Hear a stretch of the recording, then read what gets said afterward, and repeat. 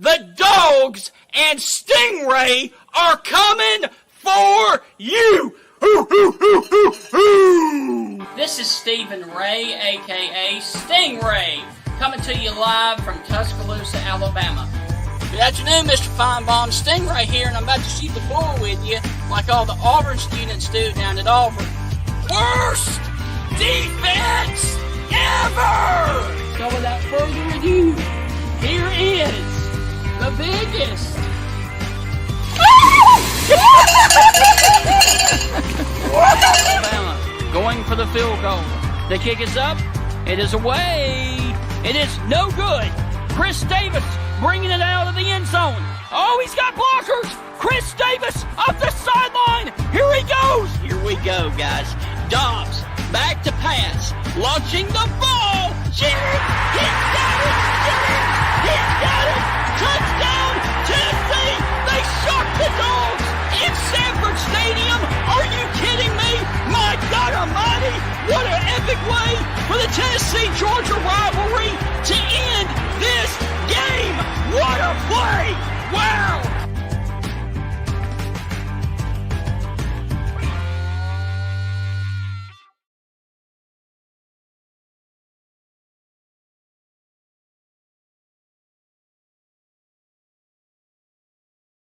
Welcome inside another exciting edition of the Stingray Show, everybody. I am your host, Stephen Ray, and we're taking a break from college football to talk a little SEC baseball because this past weekend, the SEC season kicked off.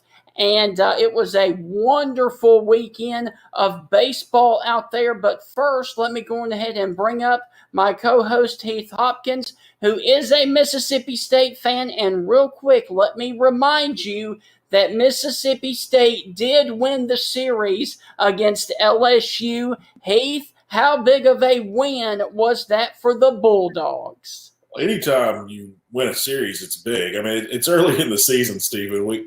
You don't start celebrating too much now. It's way too early in the season. But anytime you can take a series, it's great. And so, Bulldogs look good. But you can't get too excited over your first series win, the opening series win of the season. You got 9 more of these things in a tournament to go.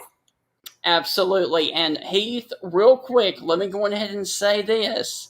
The guys' team that Mississippi State beat was LSU, and our guest was a pitcher for the LSU Tigers. Ladies and gentlemen, the SEC analyst himself, Ben McDonald. Ben, how are you doing, sir? I'm doing fine, man. We just finished up, first weekend of SEC baseball, and it was exciting as I thought it would be. Some really good games, some really good series, and look, after not having any SEC baseball in 2020, I was fired up for this weekend for sure. Well, you had a lot of great arms to look at this weekend with LSU and Mississippi State. What impressed you the most for both teams? Well, I'll start with Mississippi State. I mean, that pitching staff was as good as advertised, right? I mean, I'd heard a lot about that pitching staff going on, how deep it was, and to see some of the guys throw. I mean, McLeod Friday night was really good. You don't see 95 out of him, but what you do see is a guy that could really pitch. I mean, he, 88 to 91, used both sides of the plate. He was really good. And of course, he worked, 7 innings against LSU and really just stuffed them. And then Smith came in and finished the game. And then the next night, Bednar, as you guys know, had missed some time with a strain in his neck, missed 2 weekends early in the year, and was really working his way back into the rotation. He was really good. I saw some explosive stuff out of him, but I also saw Landon Marceau for LSU, who is still, y'all, even after pitching against State on Saturday night, has still not given up an earned run. And while Kumar Rocker at Vanderbilt, of course, Jack Leiter, who we will talk about in a little bit, are leading the national scene and all that, it's the little engine that could. Landon Marceau is kind of doing his thing over LSU, and he does not have an earned run against him yet this year. And, of course, he deserved a better fate as State won the first 2 ball games. But Mississippi State was what I thought they were, a deep bullpen and a very veteran lineup, a lineup of some guys that's been around a little bit, so it's gone to Omaha. And of course, they end up coming down here to the Bayou and taking LSU out behind the woodshed and winning 2 of 3. You talked about Marceau. I heard tons about him. I haven't seen him pitch. This weekend was the first time I got to see him pitch. Mm-hmm. Very highly impressed with him. Yes. We're not anywhere close to his ceiling yet, and I am so impressed with what I'm seeing right now. What's the next step for him, Ben? Well, Landon Marceau, if you back up a little bit, he Gatorade High School Player of the Year 3 years ago to state of Louisiana, #1 prospect in the state. Came to LSU his freshman year, which was 2019, and really tried to do really something for him that he didn't do, and that's try to throw really hard. Like, he's not a power guy.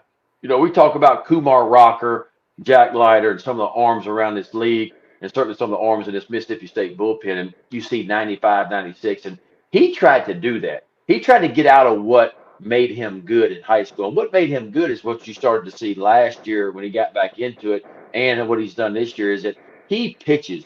You said it, right? He's a pitcher. So he'll use his fastball, but he uses both sides of the plate very well. He'll pitch in, he'll pitch away, he'll pitch up. But he also can land his secondary stuff, his changeup and his breaking ball just about any count. So you're not going to see 95, 96, but you'll see 92 all day long, and he just packs the ball both in and out. It doesn't walk many batters at all. I don't know how many. He's walked like 6 guys the whole year and punched out like 38. So he's really good. He's LSU. Make no mistake about it. He might be pitching on Saturdays for LSU in that 2-hole, but he's their best starter.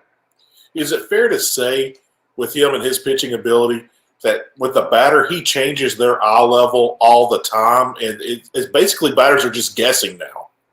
Yeah, I mean, you don't know what you're going to get. First of all, when he does throw the fastball, you don't know where he's going with it. One thing you do know, he's not going to be in the middle of the plate. It's either going to be in on your hands or it's going to be down and away from you.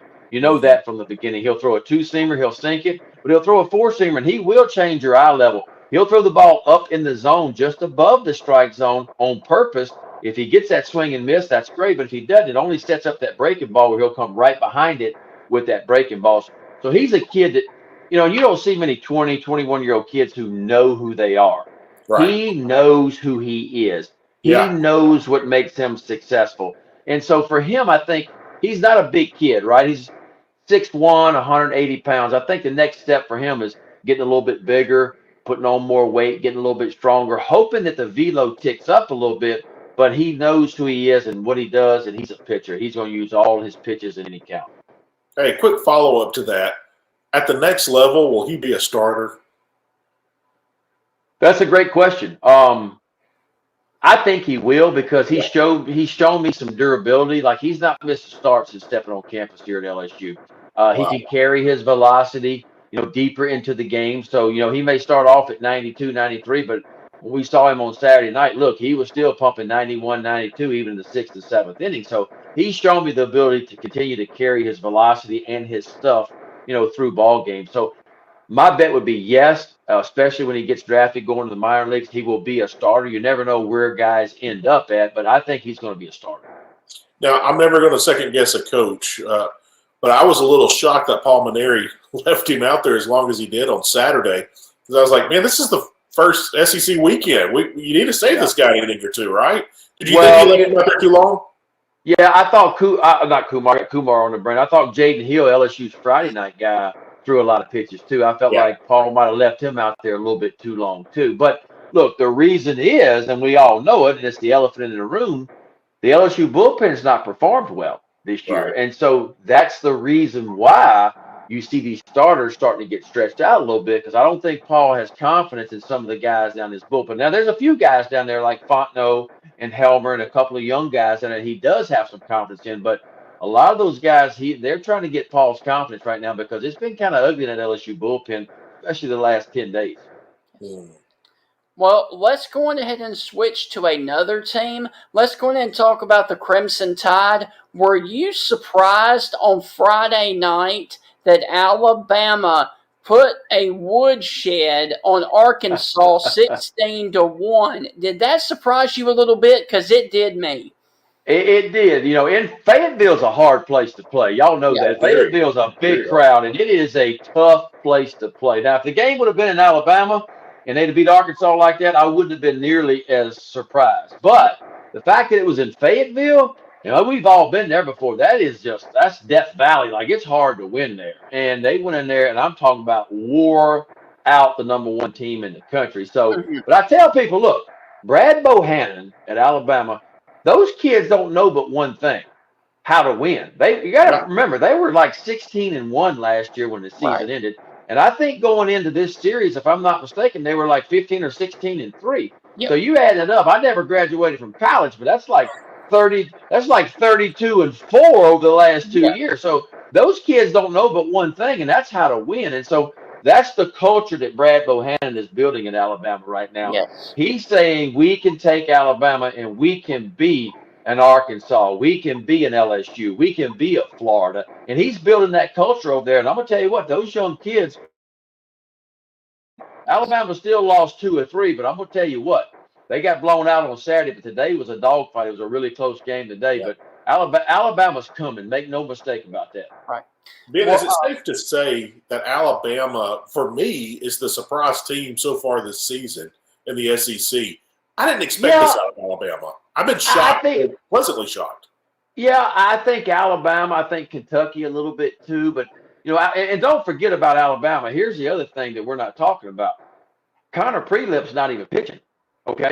He's their number one guy. He's the guy that's projected to be the first pick in the draft next year, and he's on the shelf right now. He's their Friday night guy, so you factor that in to what's going on right now. And when he gets back, and from what I'm hearing, he's pretty doggone close.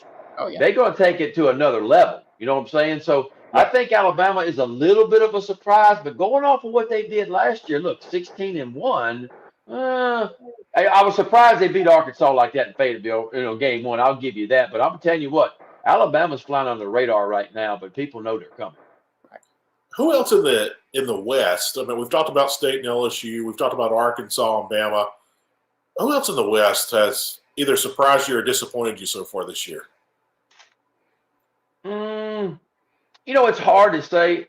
Ole Miss. Look, Ole Miss is really good. Yeah, don't forget their Friday night guy right now is out as well. When he comes back, they're going to be that much better. Gunnar Hoagland, y'all. I'll be honest. I saw him as a freshman, and he was a first-round draft pick and chose to come to Ole Miss.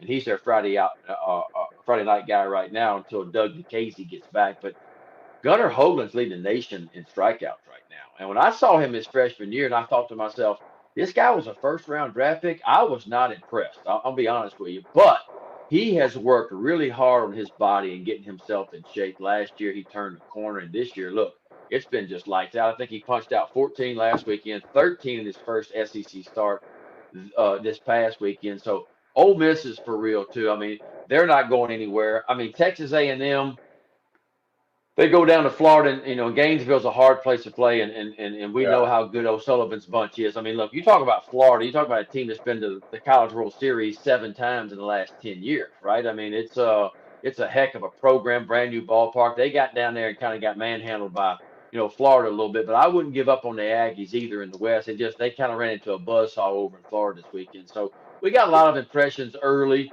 LSU to me was a little bit of a disappointment from the offensive standpoint because they were leading the nation in home runs going in, and they hardly scored anything the first 2 games. But then again, this Mississippi State pitching staff is so deep. I think it's the deepest staff in the entire country. LSU just got boxed up by some quality arms. To follow up on that, to wrap up the West, you called 3 wonderful games this week, and I enjoyed listening to you.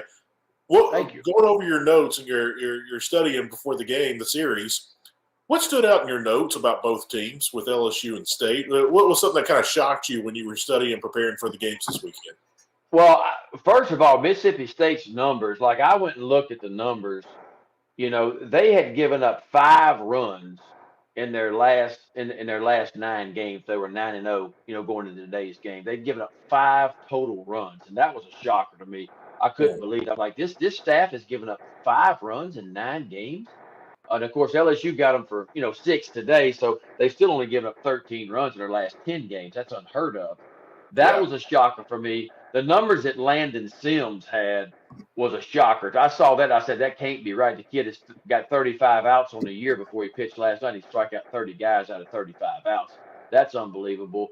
And a little bit of surprise with me was LSU and its home runs, right? If you go look at LSU the last 2 or 3 years, like last year, they were right towards the bottom of the SEC in home runs before the season got cut short, and yet they were leading the country coming in. So that's a surprise to me. But see, the wind flipped around in this series. It blew out of the north. And when you get a north wind at Alex Box, it's hard to get the ball out of the ballpark. And LSU wasn't able to hit any home runs until today when it was more of a neutral wind. I don't want to say that Gorilla Ball's back. I mean, the bats are not what they used to be and everything, but that's a little bit of – it's easy to get one out. I shouldn't say easy, but it's easier to get one out there than other stadiums in the SEC. What do you think about this offense for LSU moving forward this season? Well, here's what you got to know about LSU's offense. Only Cade Beloso had more than 50 college at-bats before the season began this year. And only Cade Beloso and only Gavin Dugas had ever faced really any SEC pitching before. So Paul Starton, Dylan Cruz, a true freshman in right field, Trey Morgan, a true freshman at first, Jordan Thompson, a true freshman at shortstop. And so you got, and of course, some of the other guys only had 4 or 5 at-bats last year. So what I'm getting at, it's a very young team. And those numbers were inflated a little bit because LSU hadn't played a quality team like Mississippi State this year. And so when they got a first look at some big-time arms this weekend. But having said that, it's an offense, first of all, that you're going to see every player return for next year. What you're seeing on the offensive side right now, you'll see the same lineup next year. That's going to be hell to pay for some people a year from now.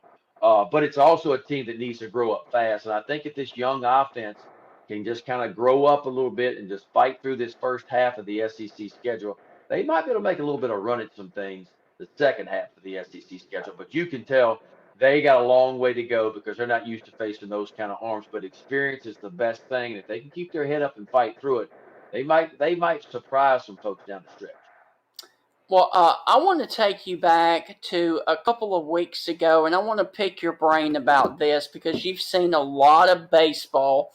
On March the 7th, Auburn was up 9-1 on Boston College. 2 outs left in the ninth, and Boston College scored 8 runs to force it into extra innings and then ultimately won the series at Auburn. Have you ever seen anything as wild as that game was? Let me tell you something, Stingray. You'd have a better chance of winning the lottery than that happened. I mean, that's how crazy. And if I'm not mistaken, it all happened with 2 outs in the ninth inning. Yeah. It all that happened with 2 outs in the ninth inning. That is the craziest thing I've ever heard of. And I did get to see the highlights, but it was like one base hit after another, after another, after another. And, and that's why, to me, baseball is the greatest game in the world. I don't care what anybody says. I mean, you see stuff that you can't even make. Skip Bertman used to say all the time is baseball is the greatest game because you got to get 27 outs. Right. See, in football, you get the lead, you give it to the fullback, he runs it up the middle a few 5 times, you run the clock out. There ain't no clock in baseball, man. You got to get 27 outs to win the ball game. And guess what? Auburn got 26 outs. And then the lug nuts came off first. They got loose. They come off, and here come the wheels. And all of a sudden, we got a tie ball game with 2 outs in the ninth. And that's what separates baseball to me than any other sport. It is a crazy game. Well, to follow up that, how do you feel like that Auburn will? How do you feel like that will affect them moving forward? Well, I happened to do a ball game with Auburn playing Little Rock just a few days later. And it was on the SEC network. And we got a chance to talk to Butch about that, head coach for Auburn, And he said, look, craziest game I've ever seen, But he said, I tell you what, it's going to make my guys better. It's going to make us understand that no game is ever safe. And you got to get 27 outs every time you go out there. And you can't never let your guard down. So, look, Auburn's had some pitching issues. Don't forget now, Richard Fitz, their number 1 guy, is out right now. He's expected back any day now. And he's expected to be a first rounder, too. And they also got a couple other pitchers hurt right now. They're nicked up a little bit right now, and they took it on the chin this weekend at Ole Miss. They got swept by Ole Miss, who has a really good team. And, Auburn was right there on Friday night, and Coach Bianco at Ole Miss pinch hits a guy in the 8th inning in a nothing game. They hit a solo home run. They win that game, Yes. 1-0. It's a close game in game 2, and Ole Miss pulled away a little bit today. And so, but that's what we're going to see. We talked about that last time, guys. We thought that the margins of victory in the SEC were going to be razor thin this year. Yeah. Well, we saw that this weekend. It was razor thin. Ole Miss looked good, right? They swept Auburn, but just a little play, one hit, anything either way, and that's not a sweep series either. Not by any, And look, Tim, let's talk about South Carolina. They got smoked the first 2 games by 2 big arms. They got behind today, and yet they found a way to somehow knock off Vanderbilt and kept from getting swept, just like LSU did against Mississippi State. That's big in the SEC.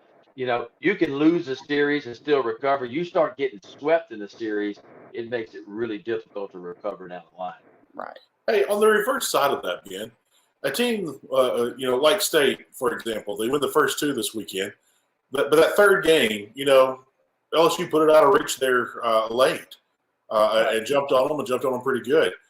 Does that kind of mess with teams a little bit that, we had the sweep, we didn't do it, we didn't execute, we were dominant the first 2 games, we didn't finish this thing out. Does that mess with them on the ride back home? I think so, because it's not very often. It is so hard to sweep a series in the SEC because everybody's really good. And when you get that opportunity to do it, especially against a quality opponent, you want to do it, But human nature tells you a little bit sometimes that you let your guard down. You come in and you go, oh, we've already won the series, And I'm not saying that's what State did because LSU performed well today, but it takes a veteran bunch. It takes a gritty bunch to know that, what, I got my hand right here around your throat and we've won the first 2 and I'm going to keep squeezing it until we sweep you, and that's the kind of mentality we have to have and teams have to have in the SEC because there's going to be somewhere along the line you're going to run into a buzzsaw somewhere and you're going to lose the first 2 too, and you're going to have to fight for your life to win game 3. But it is so hard to sweep opponents in the SEC in baseball because everybody is so good. You were talking about Butch Thompson a second ago, coach at Auburn. What makes Butch Thompson so special? Well, one thing is he's been around a long time. He's been around the SEC a long time, right? From pitching coaches to what he's done, his background at Mississippi State. But I tell you what impressed me about Butch Thompson more than anything this year talking to him. Gabe Gross, the third base coach, is running the show on offense. It is his game. He's running the show. Tim Hudson is running the pitching staff. Tim Hudson is making the mound visits. Tim Hudson is doing everything. And so what I'm saying is Butch has put together a coaching staff that he trusts with his life. He trusts those guys, and they are running the show for him. Now, having said that, he has input, and when he has input, that's what's going to happen. But for the most part, he's trusting these guys. Gabe, you're going to run my offense. You run it the way you feel you see fit to run it. I'm trusting you. And Tim, you're in charge of my pitchers. When it's time to change pitchers, that's what we're going to do. When you think somebody else needs to be starting instead of this guy, that's what we're going to do. And that's what impressed me the most about him. He's almost running that club like a big league team, right? That's what a big league manager does. They trust everybody else, and they have input along the way, but he's running the show. And look, Butch is as qualified and as a good of college coach as I've ever seen. And I'm telling you what, his understanding of pitching is as good as anybody's I've seen too. And for him to be throwing the reins over to Tim Hudson, but hey, that's a pretty good guy to be throwing the reins over to too, right? Yeah. I mean, Tim's done a few things in his career. So look, it's a pretty good thing they got going on at Auburn right now. And I'm telling you what, when they get that pitching staff healthy, they're going to make some noise too. Don't think they won't. Yes. Hey, fun question about Auburn. I mean, to the exception of Bo Jackson and Frank Thomas, I mean, Tim Hudson's probably the most celebrated Auburn baseball player that come out of that program. But how does that make Butch Thompson feel when you got a former Auburn quarterback and Gabe Gross helping you coach baseball, and then you got this legend in Tim Hudson? I mean, is he like the third wheel? I mean, he's the head coach.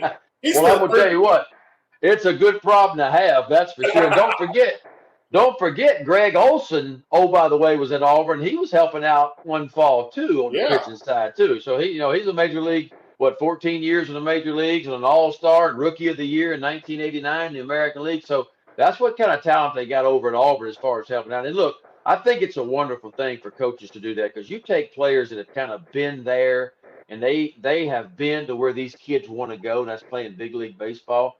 I think those kids soak up that knowledge from a Tim Hudson, because they know Tim's done everything there is to do at the big league level, but an all-star's done everything. And so I think it just means more sometimes coming from a guy like a Tim Hudson when he tells a kid, hey, this is what you need to do to be successful, and this is how you can do it. I think it just means more sometimes. Well, we actually have a viewer question for you real quick. Actually, two questions. And this goes back to your playing days at LSU. And this comes in from LSU Zone on Instagram. First question is, who was your favorite teammate while playing at LSU? Wow. I had a lot of cool teammates. I really, Russell Springer was probably, me and Russell kind of gravitated toward each other because I was from the small town of Denham Springs, and I stepped on campus, and I was country. I mean, country had come to town. But then when Russell Springer showed up, Russell Springer was from Pollock, Louisiana. Pollock, Louisiana has about 300 people in it. And when Russell showed up on campus, I felt like a city slicker. I mean, he made me look like I was from the city. So that's one reason me and him hit it off really good. Keith Osick was a dear friend of mine from Islip, New York. He would go play with the Pirates and play in the big leagues for about 7 years. He's played shortstop for us. But I had a lot of really good teammates that in your college days, I mean, nobody's got any money. Nobody's got anything. We living on $12 a day meal money on the road, and nobody's got anything. So you gravitate towards each other, But also hung out a lot with Joey and Terry Bell, which is Albert Bell now, in my freshman year. And I can remember going to throw Albert soft tosses at midnight up at Alex Box Stadium my freshman year because he wanted to go hit at midnight sometimes, And I was scared to death of him, so I would never tell him no. So I'd go soft toss to him, in the middle of the night when I needed to be sleeping. But I had some good team. He was a good teammate too, And so there's a lot of cool people I got to hang around with at LSU. A little quick follow up, Stephen. Hang on. Okay. You talk about, do you call him Albert or do you call him Joey? Still to this day. I always call, even when he changed his name and I pitched against him in the big leagues, I still called him Joey. But I had that relationship with him, and I knew him a long time before that, so he probably let me get away with it more so than he would anybody else. I watched a documentary on Albert / Joey Bell, and I was so amazed at what a perfectionist he was. Oh. But I also heard former teammates talk about how he was the absolute best guy to their kids in the clubhouse. So the kids come in the clubhouse, like he would be the first one there talking to them, playing with them, cutting jokes with them, and all that. But talk about him being a perfectionist. Did you see that during your freshman year? Absolutely. And look, that's what everybody didn't know about Albert Bell. Albert Bell was valedictorian of the senior class in high school. Oh, wow. He never missed a class at LSU. He got up and went to every class and was an honor student. And he was a special dude. He was probably, and I tell people this all the time, he was probably the most dominant college hitter I ever saw. Like he was scary when he got in the box, but it was something about him. When he got across the white lines, he flipped a switch and he became a different person. And to an opposition, it was a scary thing. Now, he was still a good teammate, and you wanted him on your team because, he was never giving away an at-bat or anything. He was a fierce competitor. Don't forget now, this dude turned down a football scholarship at Notre Dame to play quarterback to come to LSU to play baseball. That's what kind of athlete he was.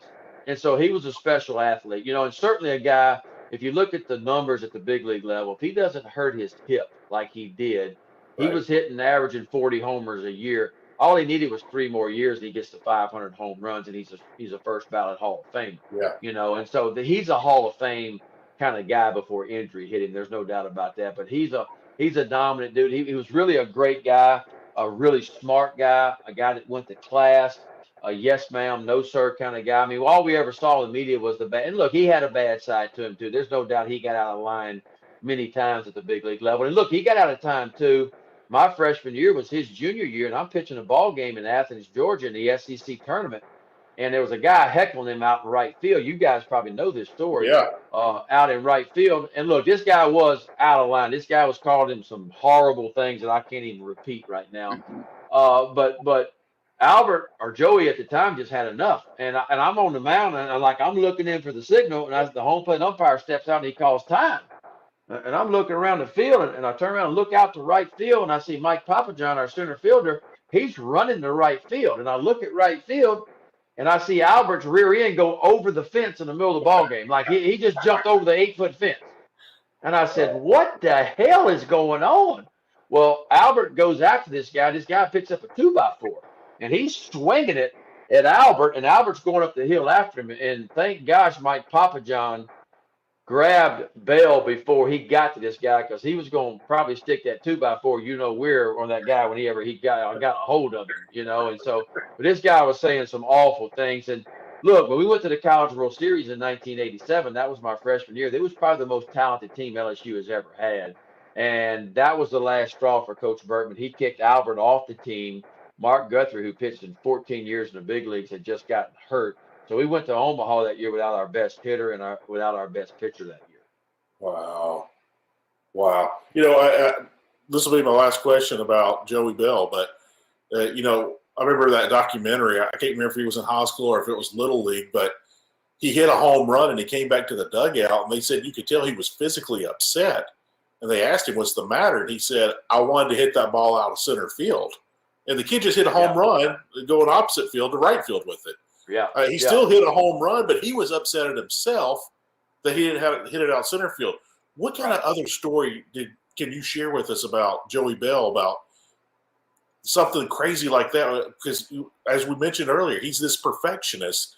But what was something, whether it be on the field, off the field, that you saw like, Joey, you got to lighten up, man?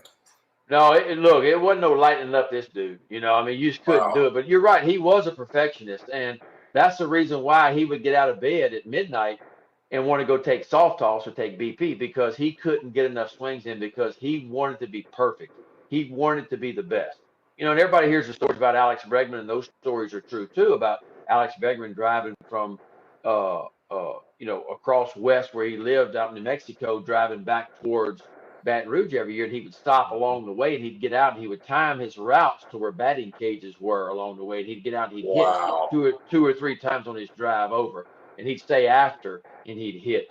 After the game was over, he'd show up early and he'd hit. Well, Albert was the same way. Albert was the Alex Bregman before Bregman even stepped on campus at LSU. Albert was doing the same things, and now LSU has another kid cut out of that mold too, and his name is Dylan Cruz. And Dylan Cruz is that guy right now that I'm hearing about that turns the lights on at midnight and he wants to hit, and he goes up there and he hits, and LSU, Bregman is the guy that made LSU take one of those key things that you stick in the hotel rooms to get in.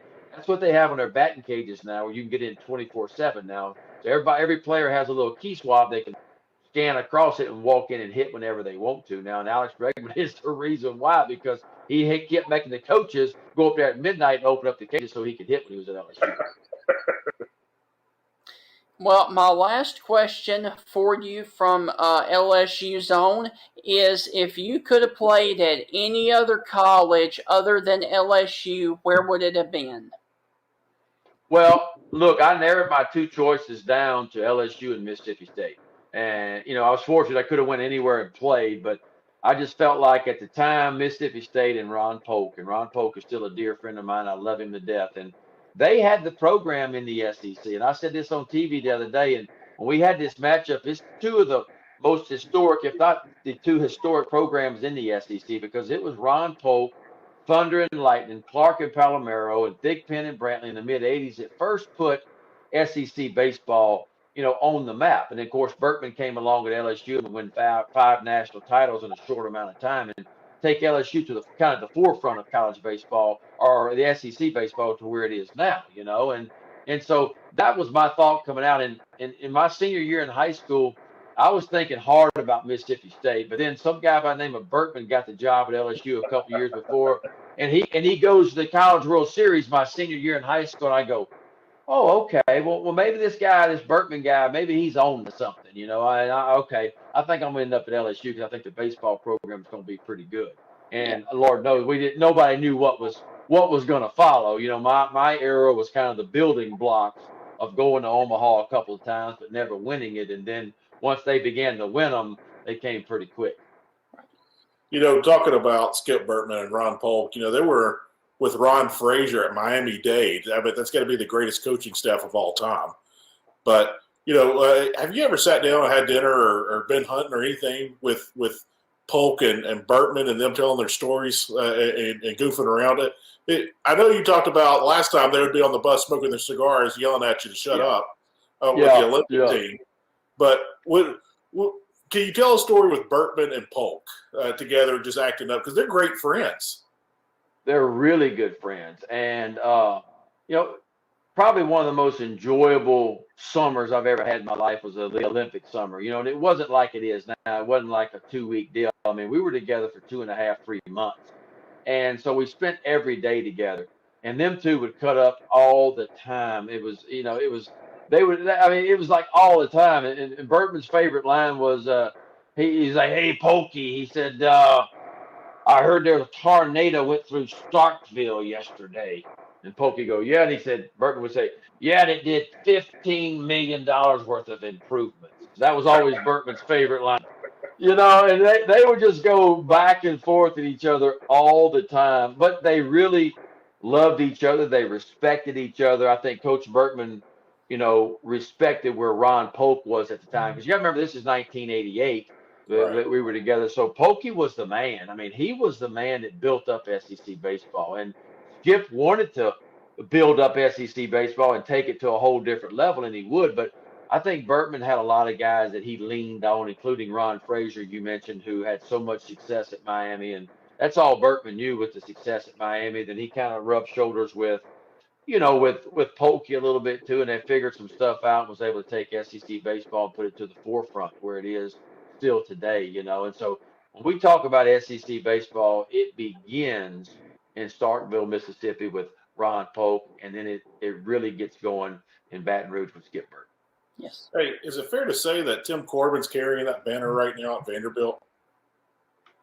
Absolutely. Look, and the LSU people might get mad at me for saying this, but LSU to me is no longer the program of the SEC and the program of the country. Now, if you talk about total national titles, yes. Yeah. But when I look at Vanderbilt, and I look at Vanderbilt, and they've been to Omaha 3 of the last 7 years, and Corbin's won 2 titles in the last 7 years. I look at Florida, and O'Sullivan at Florida has been to Omaha 7 times in the last 10 years. Wow. Now, you think about that. 7 times in the last 10 years, 4 in a row. He went in 15, 16, 17, 18. He made 4 consecutive appearances. Of course, they won their title, I think it was in 2017, And so if you take it and you cut it back, now if you go back 35 years, it's still LSU, right? All the way because of 5 national titles. But if you cut that down a little bit, you got to say, look, Vanderbilt and Florida are here, And look, where's Mississippi State been the last 4 or 5 years? They've gone to Omaha more than LSU has too the last 5 years. So now all of a sudden, is it Vanderbilt, Florida, or Florida, Vanderbilt, Mississippi State, then LSU? And so it's been difficult for LSU. It's been hard, I think, for a lot of the fans to swallow that. But when you look at what's happened in recent years, and look, LSU will always be the king, right? They'll always be the king until somebody gets more than 5. But when you break it down in recent years, you can't say LSU is the program anymore. Mm-hmm. Hey, fun question, Ben. Let's just say you're a 17-year-old high school kid right now. You're going through the recruiting process. What SEC school do you choose? That's a great question. If you're talking about everything being equal and everybody's offering you the same thing, look, Vanderbilt's a hard place to get away from. Right. Let's just say everybody's offering the same thing. You got a chance to get a Vanderbilt education, and it's hard to turn down a Vanderbilt. It's the Princeton of the South, right? That's a hard place, and I love Nashville. Now, it depends on where your ties are, too. Some kids love Starkville. Some kids love Ole Miss. Some kids love Florida. Some kids love LSU, and a lot of it depends on what your ties are and what you're comfortable with. LSU leads the nation in attendance every year. It's got the historic program, and so I think it's something for everybody now. Now, what's equal to, and you guys know it, is the facilities, right? Because these kids coming out of high school now, they don't care about how many national titles you won. They want to know how many TVs are in the clubhouse, right? They want to know where they can plug their video game up to in the clubhouse, right? And so if they go visit Florida, Florida's got a brand new ballpark now. Ole Miss has made renovations. Starkville's done some amazing things. LSU still has a dynamite place and adding on some different things along the way. So everybody's kind of keeping up with the Joneses right now, and they know they have to do that because of recruiting. Heath, I'm disappointed in you, man. Why is that? Because you're talking about the best stadium in the entire country and these. Come on, man. You got to have some love for your own team, man. Well, hey, Stephen, I absolutely love my dogs. I'm very proud graduate of Mississippi State. I got season tickets. I do not have that fact. Right. But, I also shoot it straight. That's why I respect Ben when he calls games. Ben is dynamic in calling his games, but he's not a homer. He shoots it straight, and, he gives you the information. And maybe I'm taking a page out of his book. I always respected people that did that. But, I've always been fascinated by it. And I'm not going to lie, Stephen. If my son, who's 10 years old, and I'm not putting this pressure on him because he enjoys playing the game. I'm not going to say he's talented and this and that, but if he had a chance to go and Vanderbilt offered, I can't tell him as a father, hey, don't go to Vanderbilt. I mean, you got to tell your kid to go to Vandy. I mean, world-class education and a top-notch baseball program. How can you not do that? Am I right on that one, Ben? No, I think you're right. And only thing we can do as parents is give our kids as much information as we can and kind of let them decide, where they want to go to school and what they want to do, and look, I don't think you can go wrong anywhere, in the SEC. I think all the programs are great. All the coaches are great. But I think it's just wherever you fit in, wherever you feel more comfortable. Obviously, if a kid grows up in Baton Rouge and he grows up going to LSU baseball games and he gets offered a scholarship, it's going to be hard for him to turn it down. Same way in Gainesville, same way in Starkville, same way in Oxford, Mississippi. That's just the way it is. But every now and then there's a kid that wants to get out of state, a kid that wants to get away from the home team where there's less pressure and he goes somewhere else and performs. And we see that all the time, and so if you're playing baseball in the SEC, make no mistake about it, you're playing the best quality baseball in the entire country. Well, I would go on, Steve, go. Okay. I would like to get your thoughts on the midweek action. Actually, there is a pretty decent one this week up in Tuscaloosa. The Southern Miss Golden Eagles come to town out of Conference USA. How do you see that matchup? Coach Berry is one of the finest coaches I've ever talked to. I went and spoke at Southern Miss a few years ago, first pitch banquet, and got to speak there, and they had a big crowd there. I respect the heck out of him. He runs a big-time program. We know he's no stranger to the NCAA tournament. They've had a lot of success.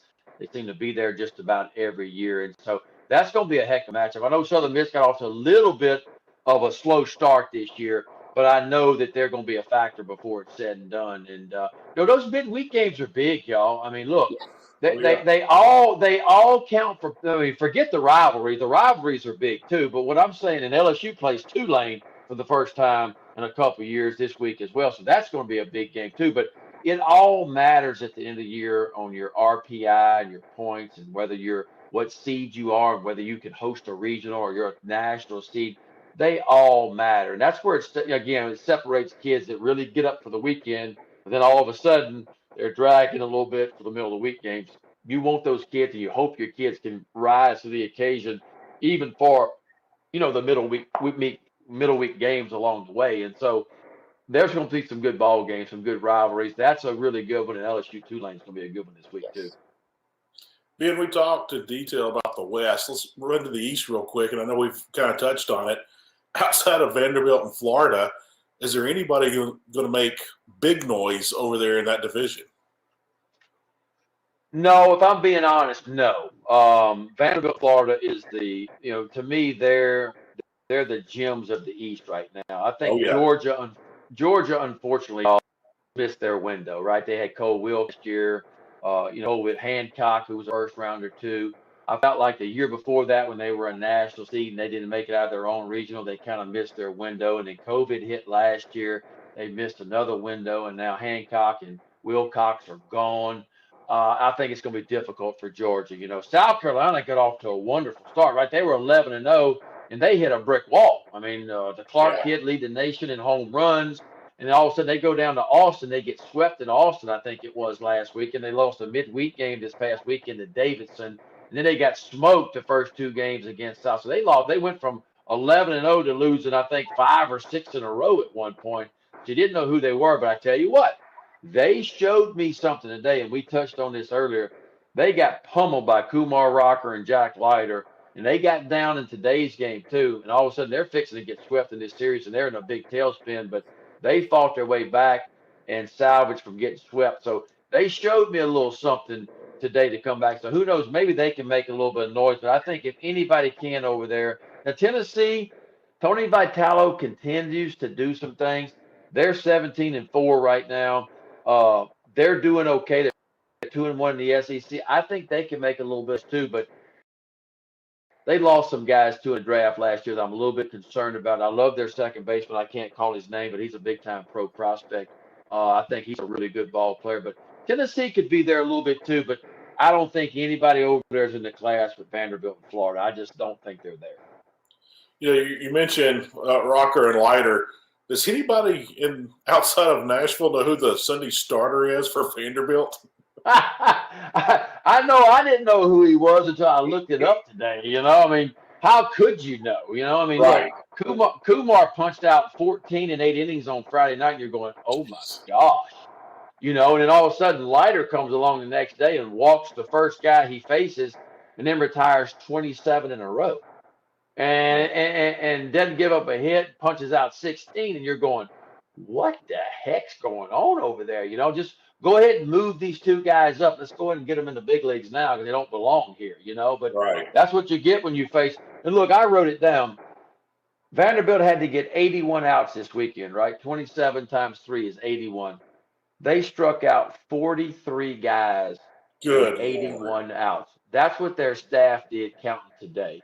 I mean, you start looking at it. I mean, when you get over half of your outs by strikeout, there ain't a whole lot else going on, is there? Oh. And they lost today too, by the way, but they still punched out 81 guys, or 43 guys in 81 outs. So that's an amazing number. So I'm looking forward to see those guys. I'm actually calling 2 of the 3 games, LSU at Vanderbilt, here in a couple weekends when Vanderbilt comes to town, and I'm looking forward to seeing Leiter and Kumar throw in person again because they very well could go 1-2 in the draft this year.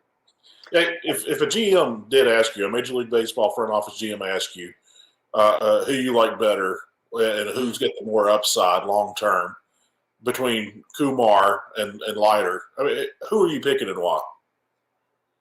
That's a great question. I love Kumar because of the body. The body says it's durability. He's 6'5", he's 250. He could be a guy to pitch a long time. But when I look at Leiter, when I see Leiter, although he's a lot smaller at 6'1", I see a guy to me that I think might have a bigger upside. I see a guy that can really turn it up. He was still at 96, 97 on the last pitch at 120-something pitches the other night. His fastball looks a little more electric to me. He's still a little bit raw. And look, this was the crazy thing about his outing if you went back and broke it down. All 16 of his strikeouts were on the fastball. He really didn't have his breaking ball, and he really didn't have his changeup. He pretty much did his work in that ball game with his fastball only. That says something. So it would be hard.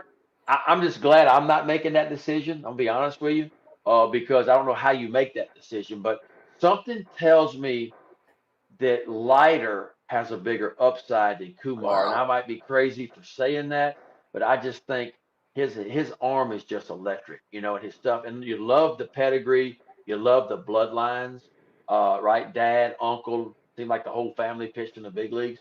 That means something too. If you could call it now, and we won't hold you to it, Who's the best lighter? When it's all said and done, who's going to be the best lighter?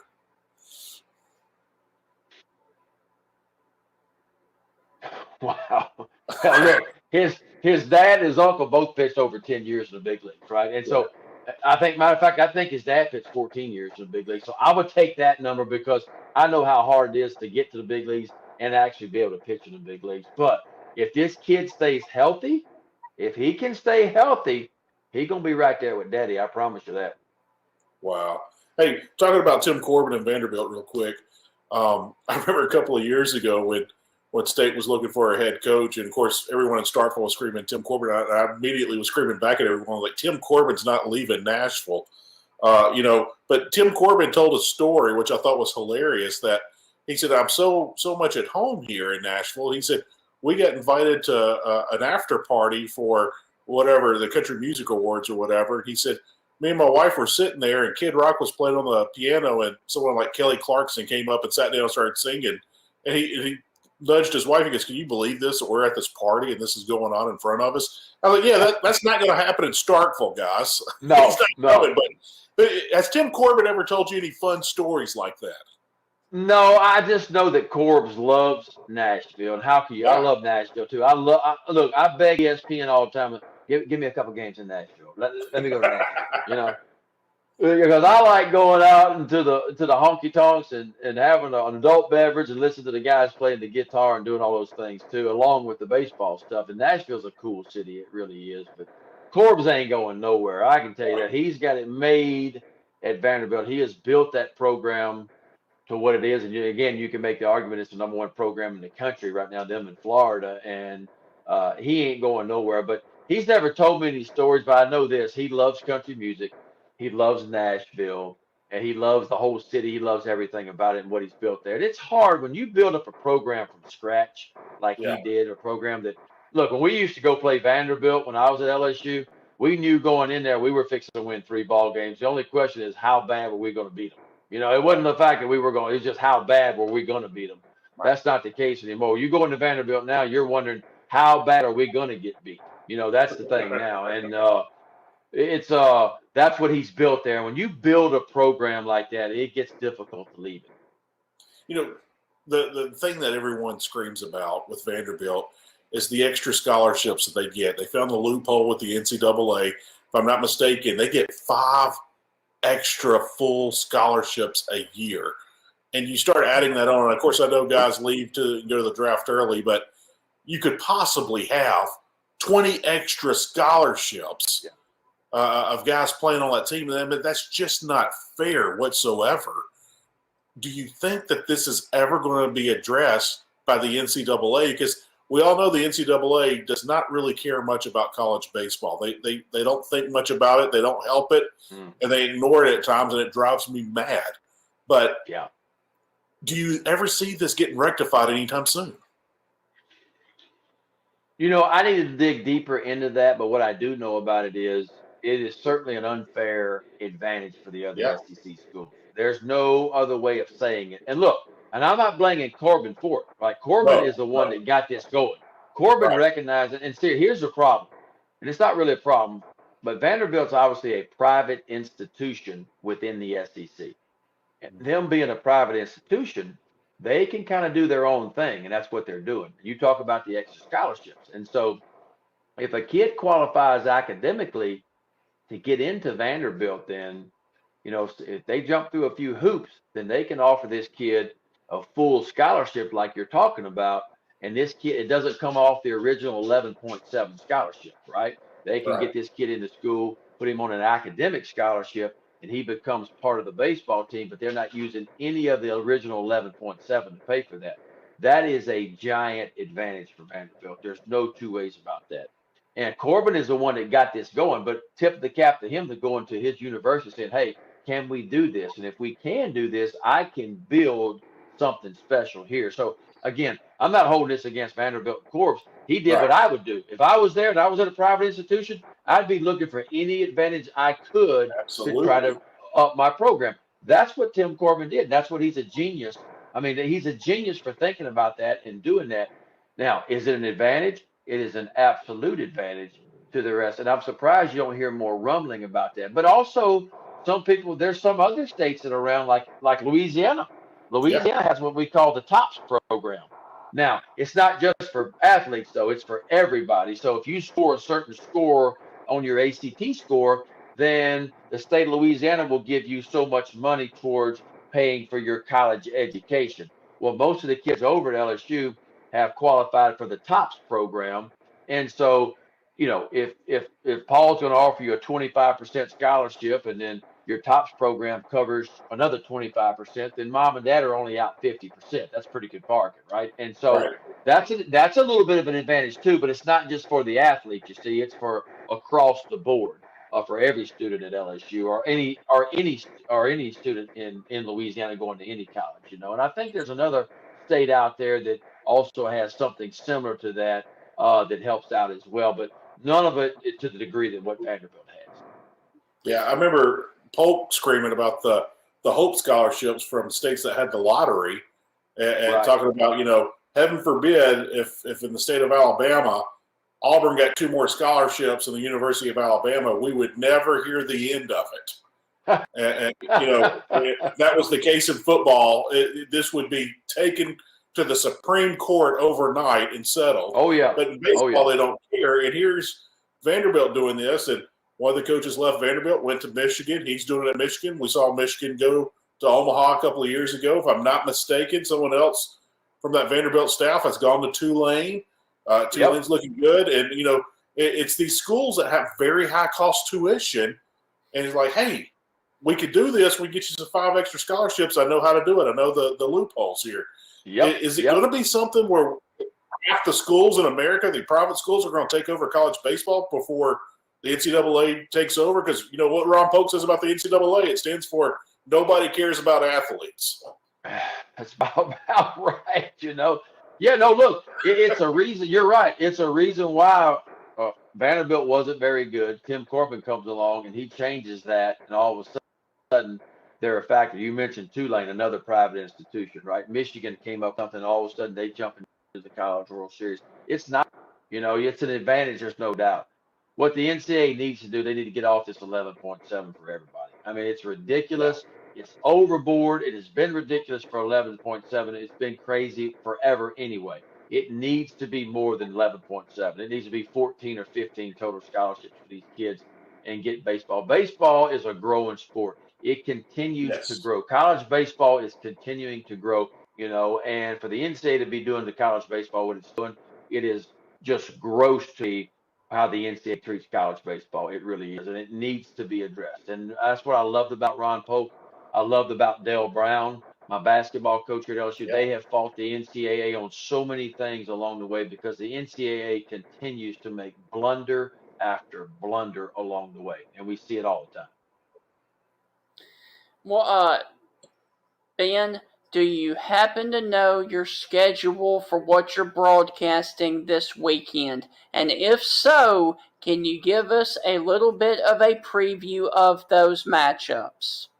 I know on Thursday night I have Vanderbilt and Missouri, and so I'm hoping like heck that Corbin moves Kumar from Friday night to Thursday night. That's what I've been thinking about. I want to see Kumar throw. So I got Missouri and Vanderbilt on Thursday night. Looking forward to that one for sure. And then I got South Carolina and Florida on that Sunday. I've not seen either one of these clubs yet, so I know how good Florida can be.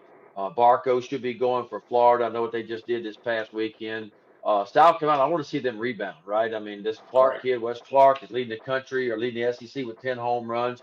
I want to see him too, but I also want to see if they can bounce back as well. So that's going to be 2 pretty good games. I'm looking forward to this coming weekend. Ben, I see your Orioles jersey behind you there. I did a little research. You threw a 1-hitter while you were there at Baltimore. Talk about that game and that matchup. Does it still eat at you that it was a no-hitter? Yeah, I threw 2 1-hitters in my career, one for the Brewers and one for the Orioles. And but I want to say the Orioles, I gave that hit up in the 5th inning, and the Brewers hit I think I gave up in the 6th inning.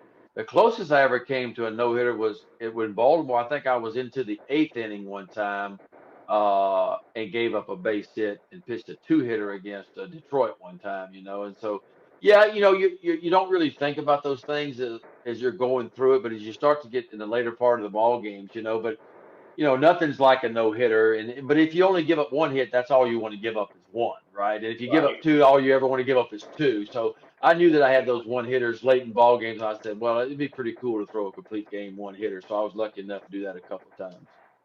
Well, I have 3 questions left for you. The first one is, this weekend, Alabama hosts Ole Miss. Who do you see winning that series in Tuscaloosa?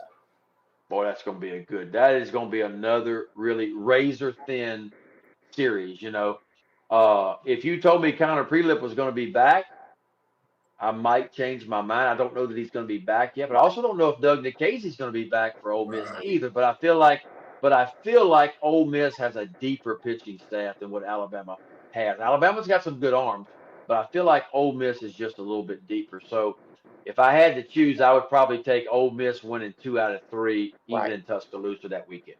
Yes. Last time you were on the show, you said that you had Florida winning it all. Do you still see that now? Yeah, and I knew it took me a while to answer that then, and it's going to take me a while now because it's like I'm still not counting Florida out.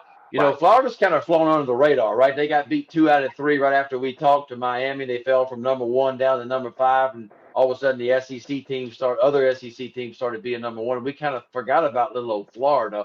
Right. Well, lo and behold, here they come again, and they sweep the opening weekend against Texas A&M. Florida's not going anywhere, and anybody be crazy to say they're not going to be in the mix when it's said and done. They're going to be there because I'm telling you what. I love their 2 their Friday night and Saturday night guys, both Leftwich and Tommy Mace. Tommy Mace is a stud. That's 2 pitchers that we talked about last time said should be playing pro ball right now. But because of a 5-round draft and because of all the things we talked about, you get the most experienced starters in all of the SEC. Now, are they the most dynamic and just wow? No, they're not those guys. They're not Kumar Rocker and Jack Leiter. But they know how to pitch. They've been around the league for this is their 3rd or 4th year now around the league. So they know what the league is about. So since I picked Florida then, I'm still sticking with Florida. I'm still there. I'm still riding that boat. But let me just tell you this. Mississippi State, Ole Miss, Vanderbilt, if any one of those 3 other schools won it, I would not be shocked either. Yes. Oh, no. Oh! What happened, dude? We've lost Ben. I think Ben, either that Tornado, as he called it, Tornado, either got him or he's having problems with his phone. I hate that we lost our Golden Spikes award winner, especially when he was talking about his award. He's back! Hopefully Ben will be back. But what happened, man? Oh, he's back! Hey, man. Ben, I see over your shoulder there that you got your Golden Spikes Award there. You're obviously a Golden Spikes Award winner. That's a close-knit fraternity. Talk about what that's like and everything.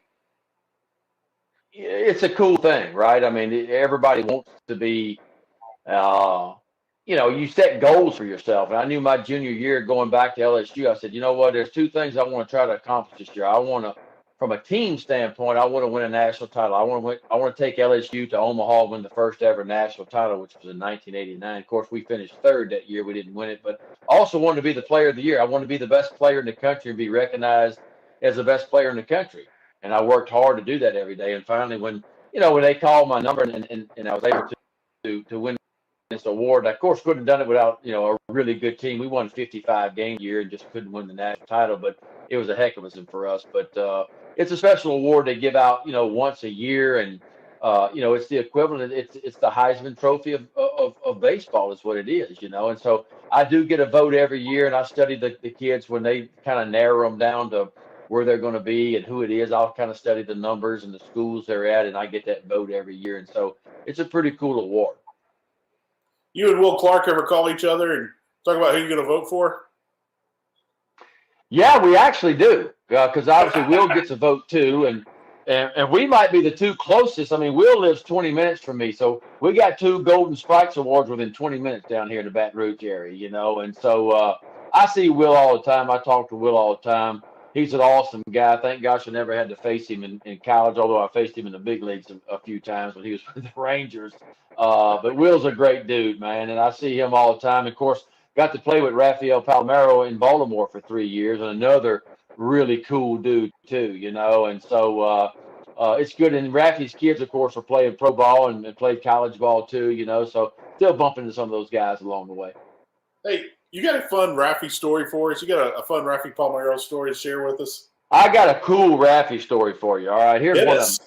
So I was young, and Rafi had been around the league, and we were playing Seattle, and Chris Bosio was pitching. I think is who was pitching for Seattle. Rafi struck out looking the first 3 times he came to the plate. Then on the 4th time he came to the plate, he hit a 3-run home run on a breaking ball, and we won the ball game. And so he goes 1 for 4 with a home run, 3-run shot. We win the ball game. So it was killing me. So I'm trying to learn like you always do at the big league level. You're learning as you go up. And I went to him after the game. I said, Rafi, I know, dude. I said, you punched out looking 3 times, the first 3 times. He said, yeah, that's right. He said, I had a game plan, though. And I said, well, what was your game plan? He said, I knew in a big situation that he was going to throw me a breaking ball. And I was committed to sitting on that breaking ball in that big situation until I got it. And I was going to hit a home run when I got it. And I said, wait a minute. So I said, you're telling me that if he'd have thrown you a fastball in that situation, the 4th at bat, you'd have struck out for the 4th time looking. Is that what you're telling me? He said, that's exactly what I'm telling you. He said, I was committed. And it was at that point that I knew that big league hitters were a different breed. Big league hitters, especially veteran guys, were going to sit there and they were going to sit on a certain pitch in a certain situation. And if you messed up and made a mistake with that pitch, they were going to beat you. And that's when I realized as a young guy, I was probably 23, 24 years old at the time, I was like, okay, that's how advanced some of these hitters are. Some of them are really thinkers.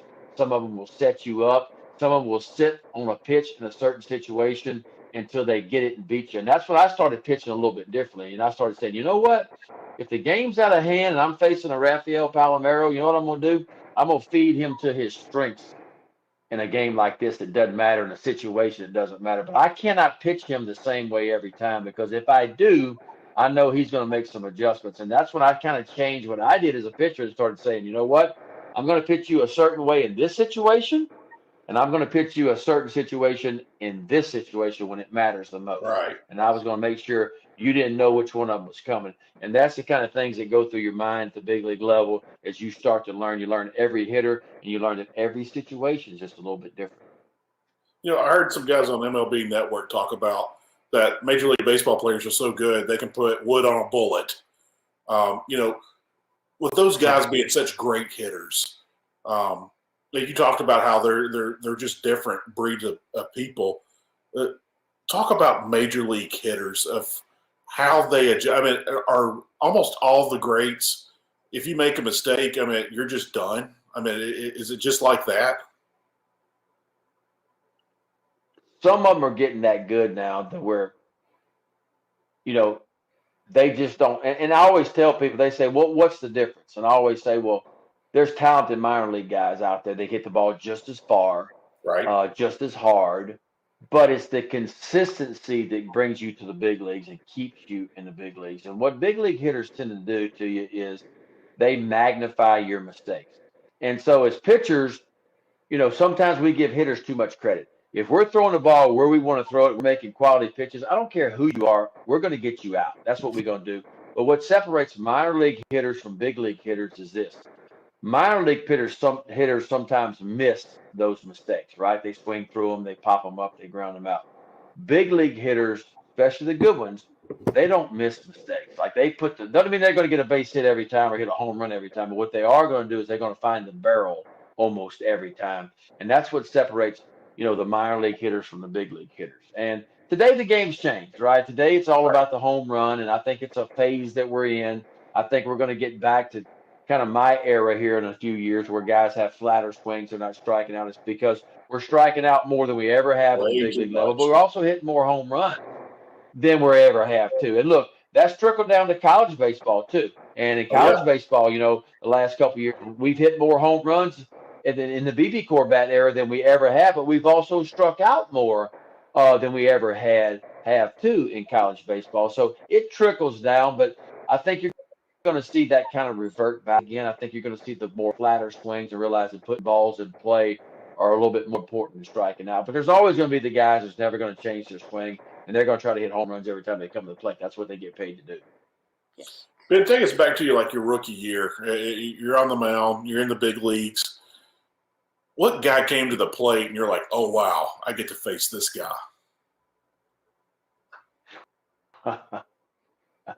I remember I left LSU in 1989 as a 21-year-old, and I signed August the 19th, and I was in a big number the first day. So I was a 21-year-old kid Wow. who got 2 minor league starts. I got 2 minor league starts in A-ball, and I was in the big league September the 1st. And all of a sudden, I roll into Old Comiskey Park. Park. Yeah. And I'm facing, and I get to face Carlton Fisk. How about that? Carlton Fisk comes to the plate. And I went, oh my God. I said more than that. I can't tell y'all what I said to myself. But I was like, that's freaking Carlton Fisk standing in a box. That dude hit a home run at Fenway Park. It's one of the most famous home runs ever hit in the history of baseball. He's standing 60 feet 6 inches away from me right now. That's Carlton Fisk, and then you get to face other, guys along the way. I mean, I got to face Hall of Famer Dave Winfield, Paul Molitor I had some battles with, Wade Boggs I had some incredible battles with, and it's just like, it's a wow factor sometimes too. But then adrenaline takes over and you go, you know what? It's going to be me or him. And my mom always told me it wasn't going to be me. It's going to be him today. I'm getting him out, and so that kind of thing takes over. But it's a learning curve. Anytime you go through that stuff, I think at some point as a 21-year-old, sometimes you get intimidated by certain hitters, and that's okay. That's part of it too. That's a kid in a man's world is what that is. But as you go through the process, look, there was a lot of days I went home and I banged my head up against a wall wondering why I couldn't get big league hitters out consistently like I did at LSU, right? But I also knew that I was learning at the big league level, which is a tough place to learn.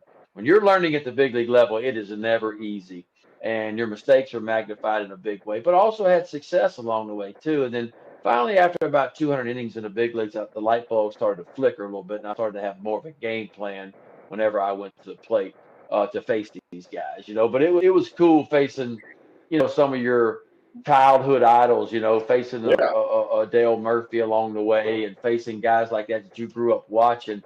It kind of sets you back a little bit for a second, and all of a sudden you go, you know what? I got to get this dude out. I got to figure out how to get this guy out.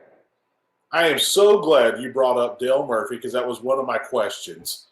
Dale Murphy played every game. He didn't sit, and people thought that burned his career, and that might be why he's not in the Hall of Fame. Do you think Dale Murphy is a Hall of Famer, and why do you think that the baseball writers haven't put him in? Because he was clearly the most dominant player of his era. That's a great question. I don't know. Because if it's me, Dale Murphy belongs. Like, he belongs there, But, right. I so question some of these writers and some of these people that are doing the voting. I just want it to be about what you did when you were on the baseball field, right? That's what I think it should be about, and why Kurt Schilling is not in the Hall of Fame. I don't know, it doesn't make sense to me because I compare his numbers to some of the guys that are in, and I compare what he did in the playoffs, which it's hard to beat what Kurt did in the playoffs and what Dale Murphy's done in his career. Why those two guys aren't in, I don't know. I can't answer that, but it just feels like it's become a political thing now to where, okay, well, yeah, but he might have said some things, or I don't agree with what he said. Man, I ain't worried about all that. I'm more concerned about what did you do as a player? Let me see your numbers. Did you dominate your era? Were you one of the best players in your era? to me, that's what the guy should be getting in the Hall of Fame. Not about what he might have said or who he voted for. I mean, to me, that doesn't make any sense. I agree. I think majority of America and baseball fans agree. Baseball writers are getting it wrong. We don't know, but we won't chase that rabbit right now. Hey, you played in Baltimore. Cal Ripken talked about his Hall of Fame speech. He made the joke. He said, my brother Billy, the serious one. I believe that's the only time Billy has ever been considered serious. Billy's always been a cut up and a fool, if it is. Do you have a Billy Ripken story for us? I do. I tell you, I still laugh about this all the time. So we used to go out to the West Coast, and we go out and play the Angels, and go out to Oakland and Seattle. Well, after the visiting team would always take BP, we'd come back in the clubhouse, and Jeopardy was always on. Well, Billy would call back home because it was 3 hours later, and he would get the answer to Final Jeopardy. Like he would already know the answer. All the rookies, he would bet them $100. He'd say, "Hey, I bet you $100 I'm gonna get the answer to Final Jeopardy." And they'd go, "You can't even spell, Billy. How the hell are you gonna get the answer to Final Jeopardy? You're not here. I got $100 says you can't do it." But Billy already had the answer because he called home. And so Final Jeopardy would come on, Alex Trebek would do his thing, and Billy would just jump up and he'd say the answer like that. And sure enough, he'd get it right. And the rookies could never figure out how Billy could get it right every time. But he was phoning home because it was already came on at home 3 hours earlier.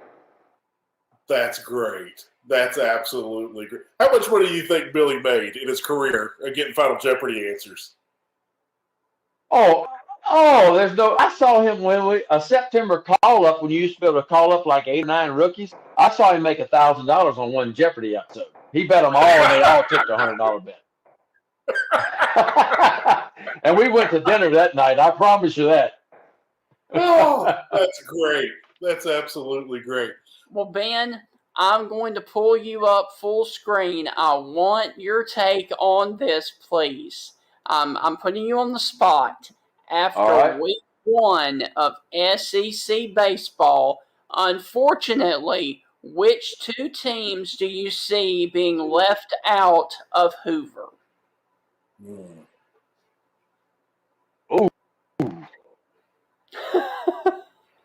Well, I think Steve Beezer's bunch is missing a lot this year. Just looking at what they've done in their pre-SEC schedule, I really think you can start with Missouri on that one for sure. And I'm gonna tell you what, the West is so stacked.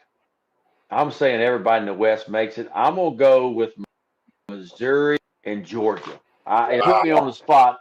I'm going Missouri and Georgia. We talked about Georgia earlier. I just feel like Georgia's kind of in a little bit of a rebuild right now. I feel like they missed their window, their power window to maybe really go to Omaha with the arms and the players they've had the last couple of years. If you got to put me on the spot for 2 right now, I think Georgia's out, and I think Missouri's out. All right.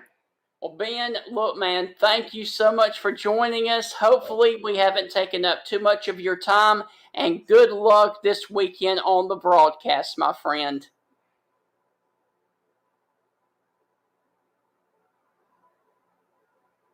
And we'll do it again Thank you, soon. sir. I always enjoy talking to you guys, and hopefully we'll visit again in about 2 or 3 weeks from now, a month from now. We'll see how all this is shaking out. Absolutely, man. Take care, my friend. See you, Ben. Well, that's going to wrap up the interview with Ben McDonald. And, man, I got to tell you what, that was a really interesting interview, and we learned a lot about the SEC, in especially week 1. Oh, yeah. I heard somebody say it, and I can't remember. It was a podcast I was listening to, but they said Ben McDonald is by far the best analyst calling college baseball. I absolutely agree with that. Ben is so informative. He's not a homer. He loves LSU. He graduated from LSU. He's a legend at LSU, but he's not a homer for LSU. Right. And, he's absolutely phenomenal at what he does. And his insight to the college game is so much more in depth than anybody else I've seen. And it's fun to hear him. And, hey, everyone likes Ben. You know, who doesn't like Ben? So every college coach, every college player, they're talking to Ben McDonald. Everyone likes the guy. Yeah. You're back with us, man. You were frozen there for just a second, but we heard all of the audio, so you're good now. You'll have fun with editing that, right? Yes. So, well, man, I hope you guys enjoyed this. And do you have anything else that you would like to add before we sign off on this interview?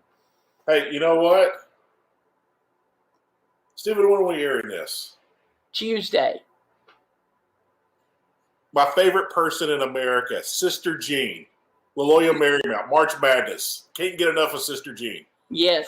Best story in America and the world today. Absolutely. And do not forget, tonight, Alabama takes on Southern Miss at the Joe. And I'm sure Mississippi State has a midweek series as well. Do you happen to know who Mississippi State takes on this week? You know what? I was looking at that earlier. I do know that. And if I had multiple choice, I could get that correct right now. Yes. That's a great question, Stephen.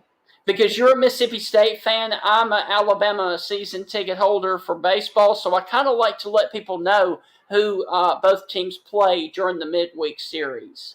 Yeah, I'm pulling it up as we speak. North Alabama on Tuesday. No Wednesday game this week.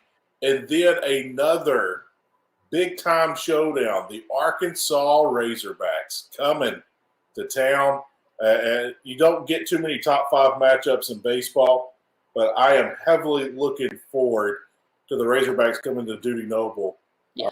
I can't wait for that because that's going to have national seed implications. Yes. It's going to impact the season. If Arkansas stays at a high level and they take 2 out of 3, Arkansas is going to get the higher seed. Yes. You know, of course, there's a lot more baseball to be played.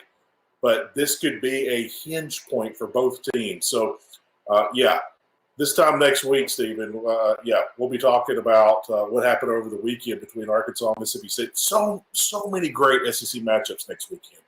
So I'm looking forward. It's SEC baseball. What's there not to like? My life only makes sense during SEC baseball season. And then Thursday night, Alabama hosts Ole Miss in Tuscaloosa. So that will be a great series too. Yeah, it will. Absolutely, it will. You know, you really can't lose on any matchup in the SEC unless you go by being, and you know, it's Georgia and Missouri. Yes. Well, man, that's going to do it for this edition of the Stingray Show. Make sure you guys tune in for another exciting episode on Friday when we have a very big-time guest who is another SEC analyst in Dave Neal. He will be joining us for the second time to talk more SEC baseball, and who knows, we may actually throw a couple of football questions in there as well. So that without further ado, we are going to sign off for this edition of the Stingray Show. We hope you have enjoyed it. Don't forget, again, Dave Neal this Friday only on the Stingray Show. We hope you guys have a great rest of your week. And if you're going to the baseball games, enjoy it, my friends. The Dogs and Stingray are coming for you. This is Stephen Ray, a.k.a. Stingray, coming to you live from Tuscaloosa, Alabama. Good afternoon, Mr. Feinbaum. Stingray here, and I'm about to shoot the bull with you like all the Auburn students do down at Auburn.